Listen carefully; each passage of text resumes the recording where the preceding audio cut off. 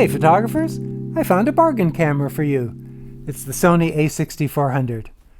Bargain may be relative, but the A6400 clearly delivers above its cost. So what's the trade-off? Oddly, not much. This camera has nearly all the great technology that Sony has developed for its flagship full-frame models. And then the screen flips up for vlogging, and there's no 30-minute video limit. I couldn't be happier. If there is a catch, it's that here you have a 24 megapixel APS-C sensor instead of full frame, and there's no in-body stabilization. But there are optically stabilized lenses. Not much of a trade-off, if you ask me. This is a camera that delivers on the promises of mirrorless. It's small and light, it's fast to focus, great at following subjects, and sustains an 11-frame burst. Let's start with that.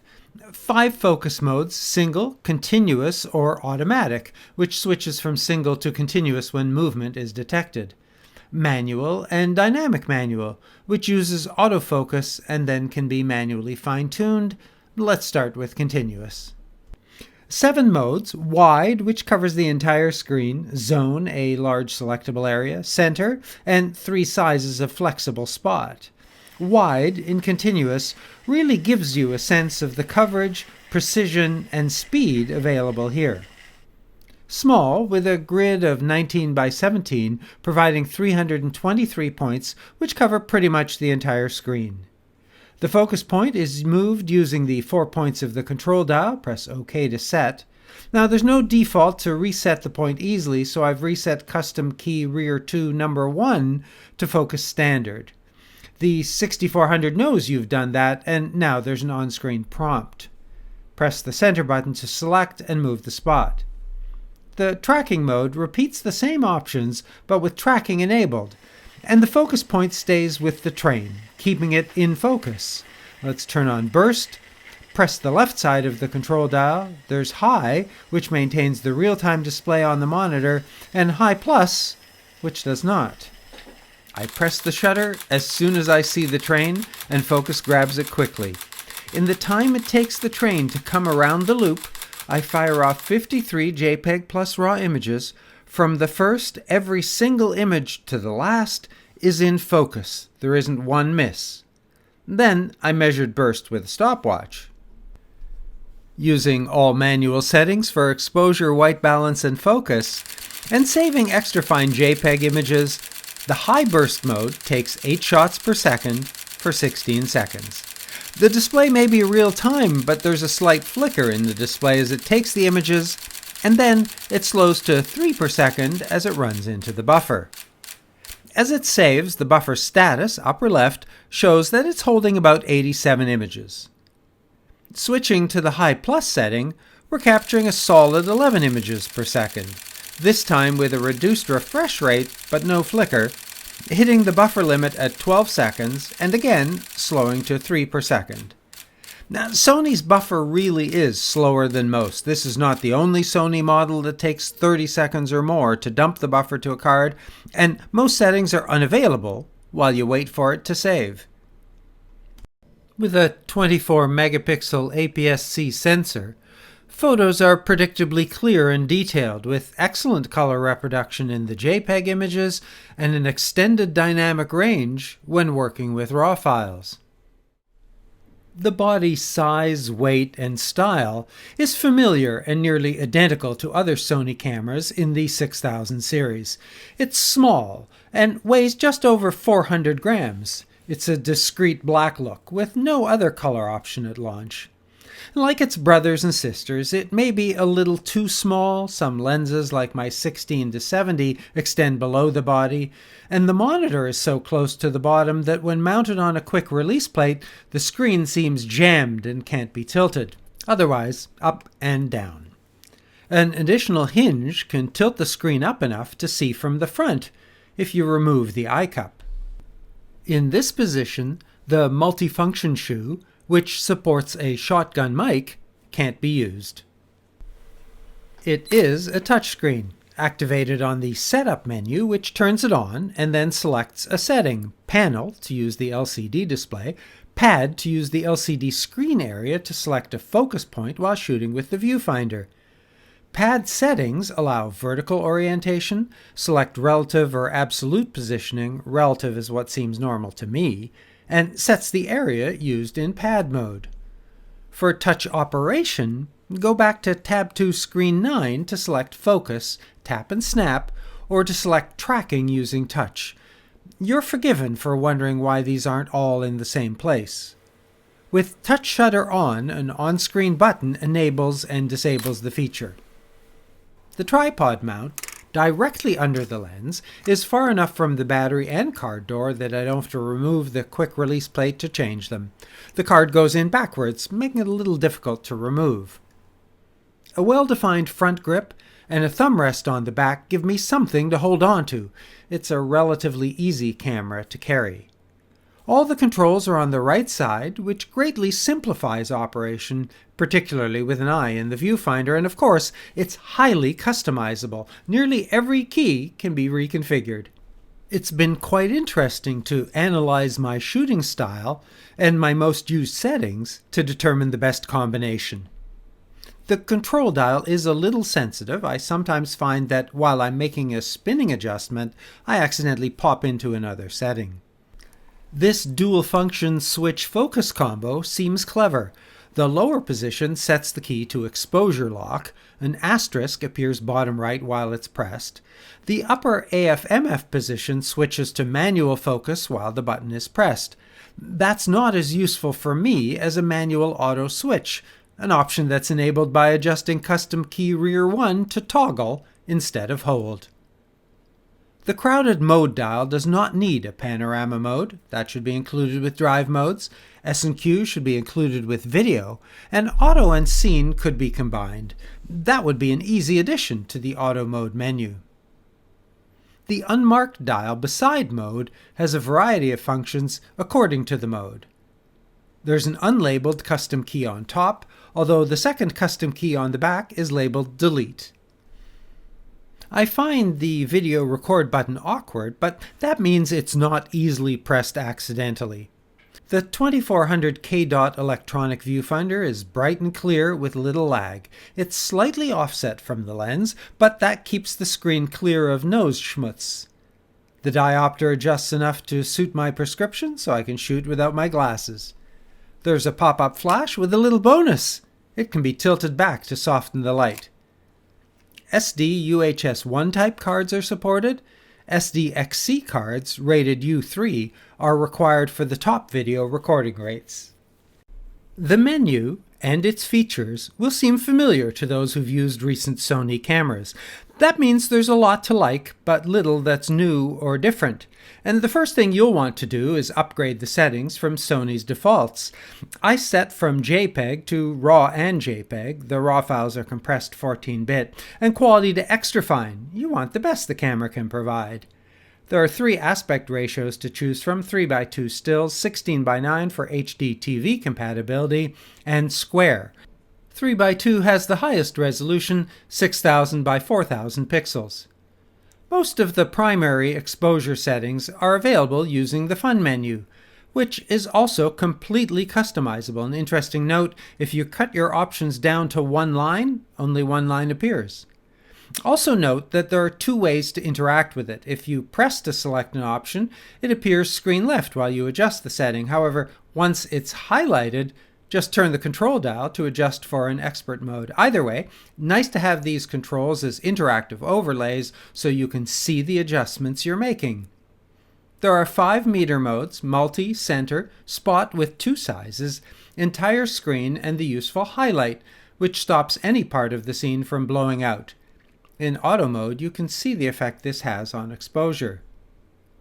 There's autoISO with a minimum and maximum setting. Settings start at 100 and go up to 32,000 before entering the extended range from 40 to 102,000. Use the menu to set the minimum shutter speed for auto. In addition to specific shutter speeds, the auto setting has 5 variants: standard, fast and faster, slow and slower. Slower favors a lower shutter speed. For this scene, that's 1/15th with an ISO of 100. The standard shutter would be 1/30th with an ISO of 160. Faster sets the shutter to 1/125 and ISO at 500. That's nice flexibility to have.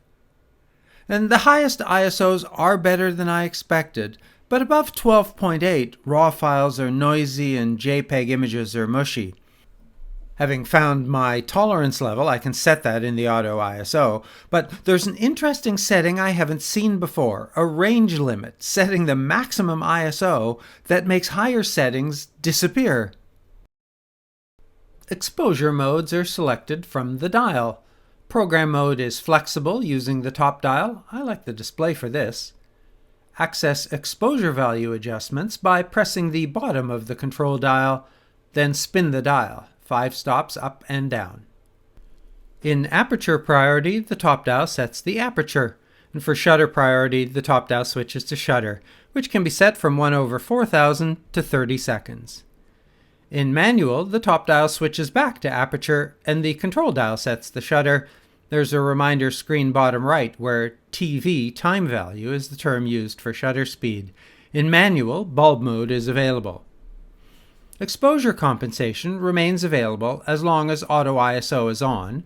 With manual ISO, the same display changes to mm and displays a meter reading, unfortunately not while making ISO adjustments. To see a histogram, press DISP, the top of the control dial, to cycle through the various options. Yes, it's also hidden while setting the ISO. As you cycle through the DISP options, you'll also see a dual-axis level and a Viewfinder companion screen. With exposure set, let's go back to the Fun menu to set the white balance. A fairly standard set of presets, all of which have a color adjustment panel. Kelvin from 2500 to 9900 in 100-step increments, and 3 custom slots. Use Set to capture the current lighting conditions. Sony usefully indicates the Kelvin setting you've captured. Sony calls color profiles creative styles. These adjustments are applied to JPEG images, not RAW files, and there are more than average. Some are very specific to scenes like autumn leaves. Sony has made adjustments to these recently. For the standard ones, skin tones are more flattering and colors a little richer. Maarten likes. All have contrast, saturation, and sharpness adjustments, which offer a reasonable adjustment range, and provides a pretty good sample for the standard, neutral, and portrait settings. Unless you use the flash compensation, I recommend that you switch it out for picture effects, an interesting set of filters to apply to images. They're only available for JPEG, so switch out and then select. Although gimmicky, these do have their appeal. I find HDR painting appealing, and I'm also fond of illustration as well as watercolor. I'll leave it to you to decide how useful they are to your images, and it would be so much nicer if either these effects could be applied in the playback mode, or if Sony would enable simultaneous RAW capture. An interesting hack is that you can switch in and out of the effects quickly by turning RAW on and off. If all of that is more than you need, the A6400 has an auto mode. It automatically detects scenes displayed upper left. In the Fun menu, bottom right, you'll find a second variant which provides additional low light modes. In some cases, it may take 3 exposures, which the processor combines into a single image. And there are scene modes, a selection of settings combining exposure and color, as well as features like burst mode for sports, to make it easy for novices to master the camera without fussing over settings. As a result, many settings, as you see here on the Fun menu, are not available. Incidentally, for those not using the auto settings, you can access the multi-exposure low light mode on the ISO menu, where it's available for JPEG images only, called multi-frame NR. There's more to focus than I covered in the intro, and I think that EyeAF, as implemented by Sony here, is a killer feature. It's such a dramatic improvement that other manufacturers are announcing they're releasing firmware upgrades to include it. But let me walk you through the details. Screen left, you'll see I'm using autofocus automatic with wide area. It's working hard. I like this mode as it's very versatile and it shouldn't be challenged in this situation.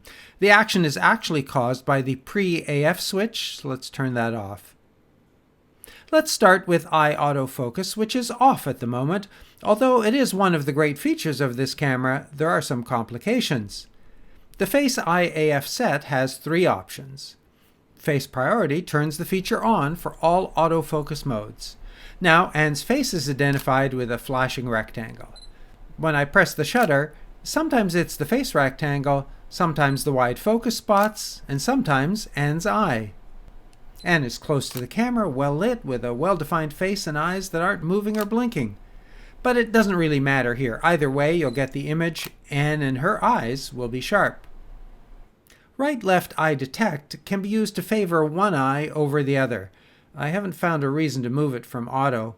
Although this is an interactive menu, it doesn't show the feature while it's being selected. Let's go left.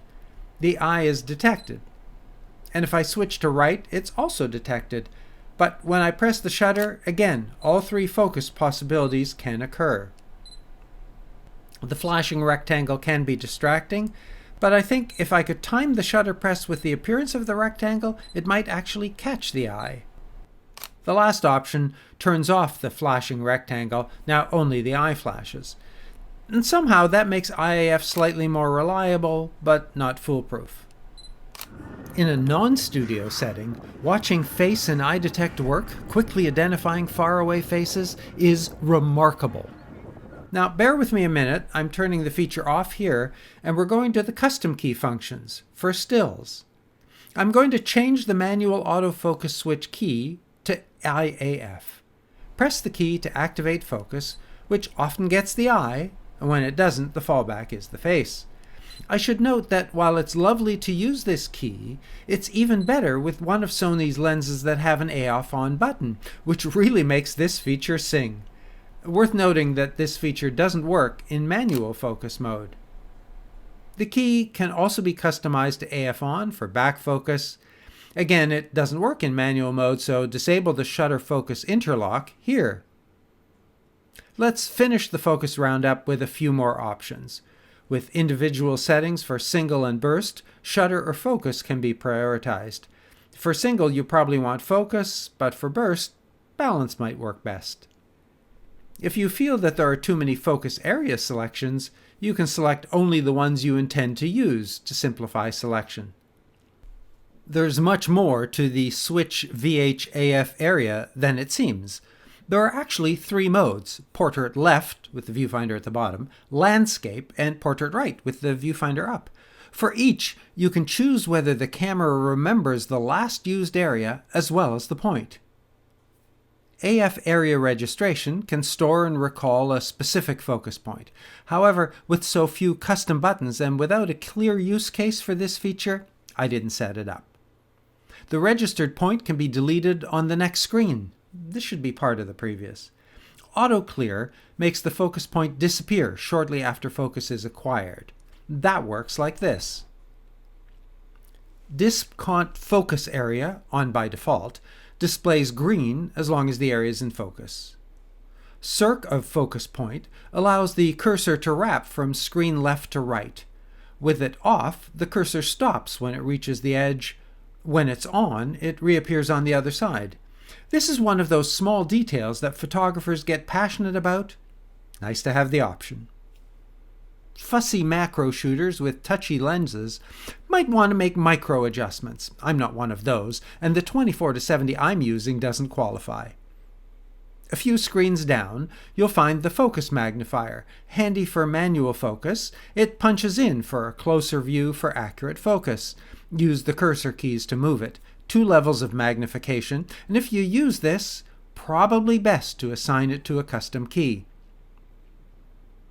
The next option sets the time. With 2 or 5 seconds, it jumps back automatically. Otherwise, you press to cycle back to full screen. Initial Focus Mag sets the starting view. With 5.9, it punches in immediately. AF in Focus Mag is unique to Sony. If you're using the feature in autofocus mode, you can focus based on the magnified area for super accuracy. MF Assist punches into the expanded view as soon as the lens's focus ring is turned in manual focus mode. Note that this feature doesn't work in video mode. I'll show you the workaround when we get there. Press the shutter to return to the full screen. I'll also demonstrate peaking later. One more panel to capture and prioritize faces, and the Smiles shutter, which snaps automatically when smiles are detected. 3 smile variations. And although it doesn't work with RAW, auto object framing analyzes the scene and saves a second version of an image. When the screen is flipped up to selfie mode, there's a self timer. This setting disables it. Before we get to drive modes, let's look at the shutter options. Silent shooting enables the fully silent electronic shutter mode. Well, it makes the shutter silent. There's still the focus beep, which is disabled here. So really, it would be best if the option was relabeled electronic shutter. Using the electronic shutter does not change the available shutter speed options. By default, the A6400 uses an electronic front curtain. You hear a single shutter click sound. You can go fully mechanical with front and rear, which in this 1-second exposure you can see and hear both. Using the front mechanical increases shutter lag slightly. A good set of drive and bracket options enable shutter delays, including multiple exposures, 3 or 5 images at 5, 10, and 2 seconds, as well as exposure, white balance, and dynamic range brackets. Exposure brackets include single as well as continuous options, with exposure ranges from 0.3 to 3 stops, with the low end up to 9 images, at the high end 5.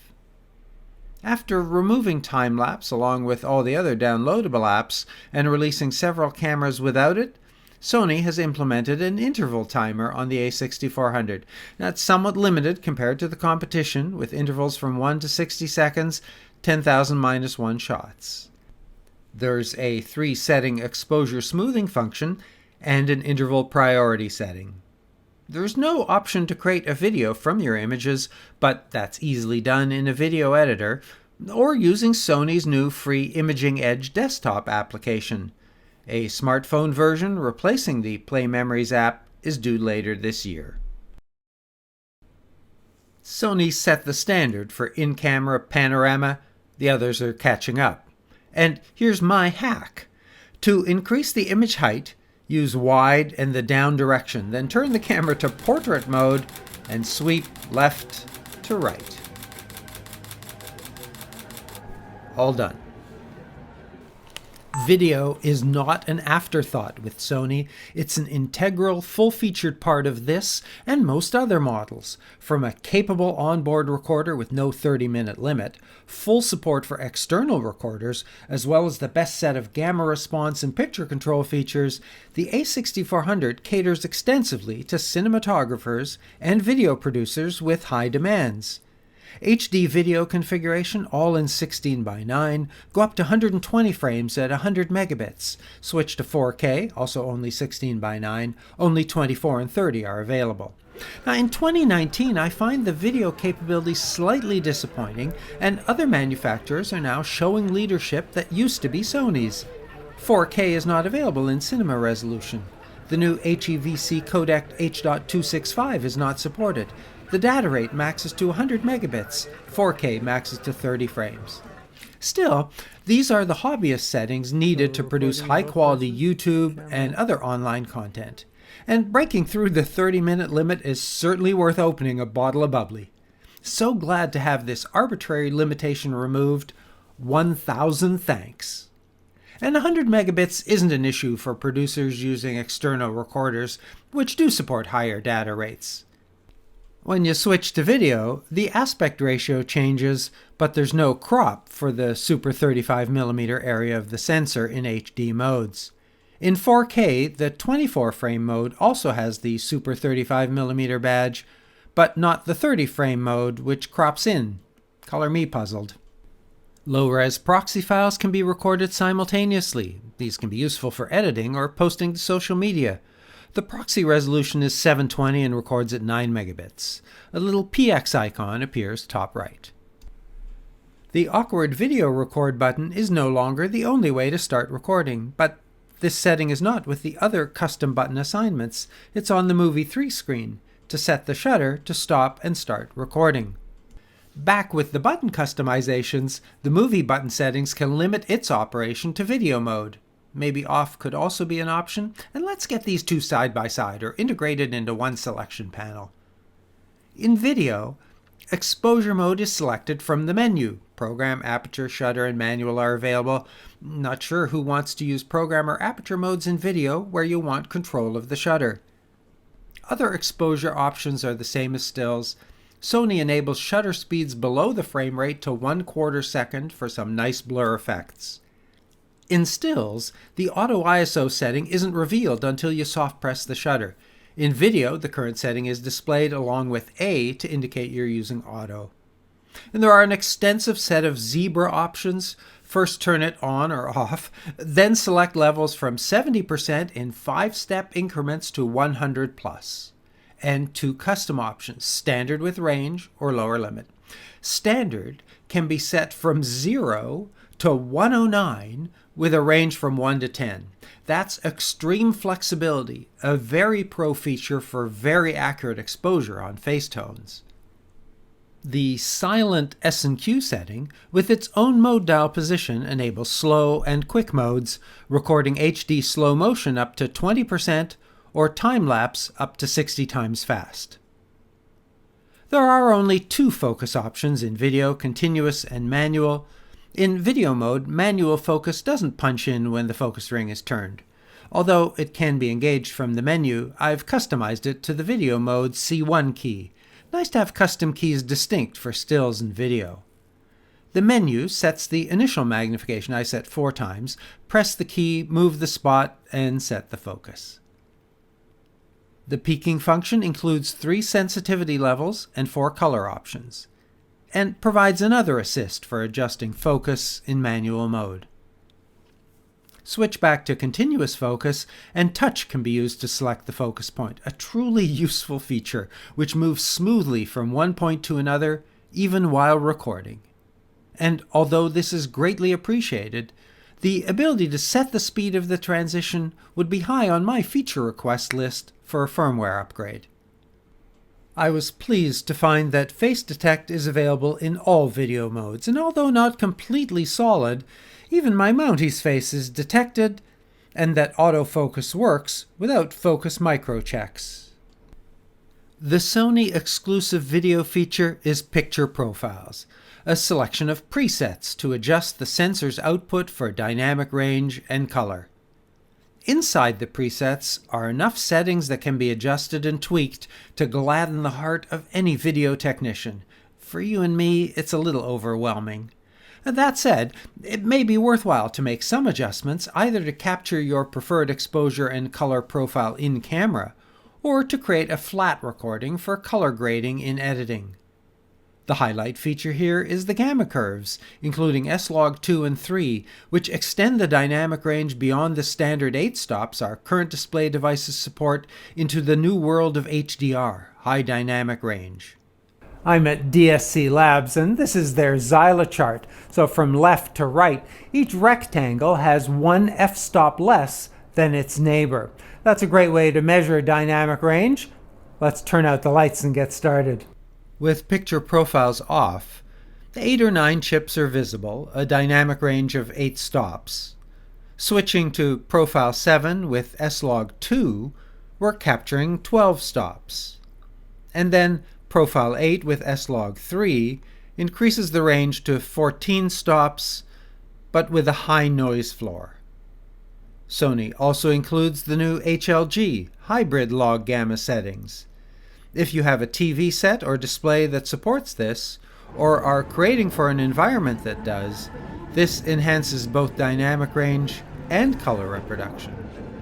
And if you do use these, there are auto and specific settings adjusting the monitor to display the image more accurately than the standard 709 settings. It's a little bit of a cat and mouse game playing with face detect in this one candle shot. Sometimes it works and sometimes it doesn't. It's much happier actually if I take off my glasses. This is the Sony f1.8 35mm crop lens. The ISO here is 12,800. That does seem to be exposing the scene quite nicely. It looks nice and sharp and not too noisy. This is a custom white balance that I've captured for this one candle scene. Many of Sony's small cameras have overheating issues, and the A6400 doesn't escape.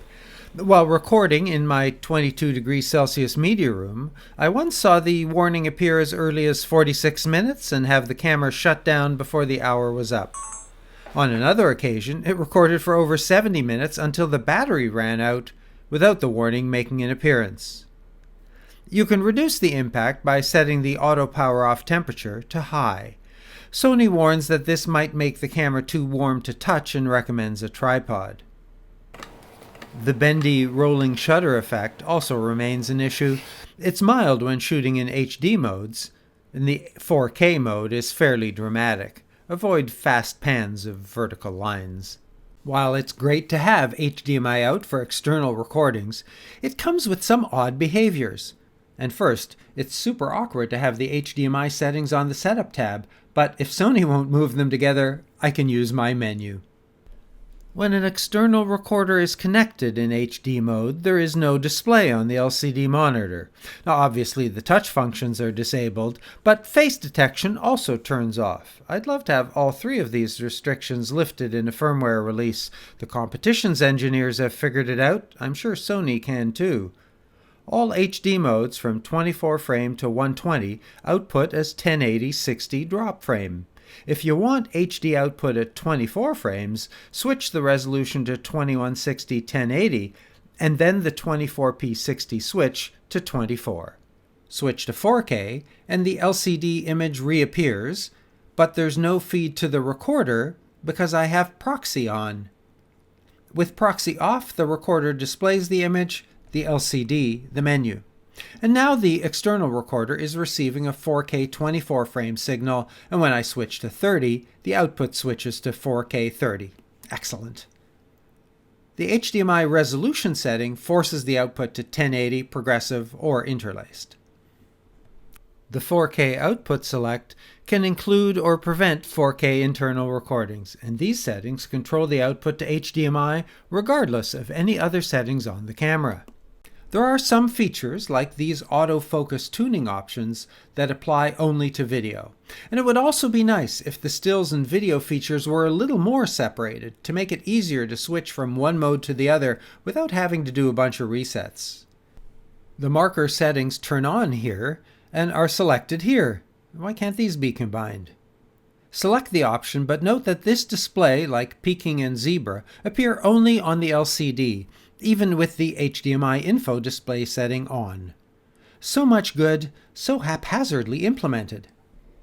Use Send to Smartphone func to send images to your smartphone using ad hoc Wi-Fi. Use the free Play Memories app to scan the QR code and set up the connection, which often displays an error message but works anyway. Send multiple pictures using the Select on Smartphone option, which displays the images on the camera. Set up Bluetooth and pair with the phone, then enable the Location Info link set to coordinate time and GPS location to the camera from the phone.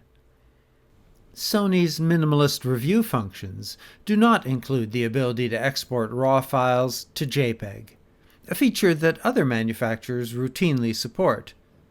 There is the ability to rate, rotate, and protect images, and to play a slideshow. Sony does have a list of features, customizations, and settings that the competition lacks.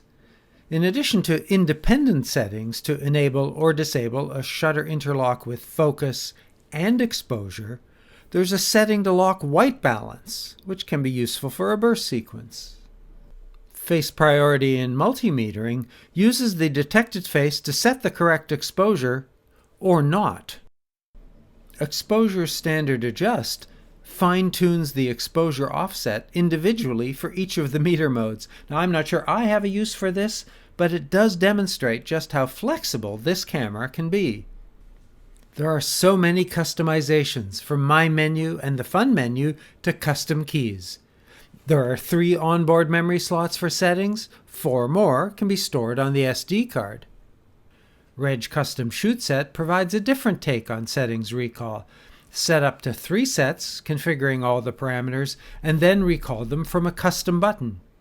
My Dial Settings assign 3 different sets of adjustments to the dials, again, recalled using a custom button. So one complaint, there are very few custom buttons, but again, that's the trade-off of having a very small body. There is no shortage of E-mount lenses from Sony and third parties, but the best lenses are expensive full-frame lenses. It would be nice to have a few more reasonably priced high-quality crop lenses. Or is that asking too much? Sony seems to have lost interest in the downloadable Play Memories apps, which I feel signals the end of this concept, and that's too bad. I thought they were innovative and useful. They are not supported on the A6400. The menu remains complicated and awkward. I keep hoping that Sony will reboot it to better organize and simplify the configuration. However, I am getting used to its peculiarities, so it seems less annoying this time out. And Sony does provide better clarification for unavailable features than most, with usually helpful tips. There are a few improvements, and it's much more visual. The button customization screens provide clear guidance and an easier navigation to select the desired function. And the independence between video and stills is useful, but could be expanded. Now, for example, I want custom button 1 to activate focus magnification. That's only required for video, so I can set it up only for video. There's a nice touch visible here. The 3 dots after face priority indicate it's scrolling text. I wish they'd extend that to other badly truncated settings like Del Regist AF area or Discont Focus area. Battery life is below average. The A6400 does not use the more powerful battery found in other new Sony models. That's always the trade-off with a small and light camera. The saving grace here is that the camera can be charged and powered using USB. So when that's connected using the included power supply or an external USB battery, it substantially extends the battery life. And while the A6400 is capable, it's also complicated. Taking best advantage of the features can be a challenge. Sony's website, I've provided the link below, provides tutorials to help you understand and master some of the advanced techniques. And while we could have hoped for more, like better battery life or higher video data rates, this is a very full package and a great value. Following the success of the A6000 model, Sony skipped 300 name units to get to the A6300, 200 more to the A6500. I'm glad they saved space in the lineup for the A6400, which in several ways is superior to all its worthy predecessors. This is the rightful inheritor of the A6000 success, combining advanced technology with low wallet impact. If you have questions or comments, I do enjoy interacting with you, so post your relevant questions and your civil comments below. And then remember to keep shooting until your memory card is full and your battery is empty. And if this video helps, please join me as a subscriber. Thanks.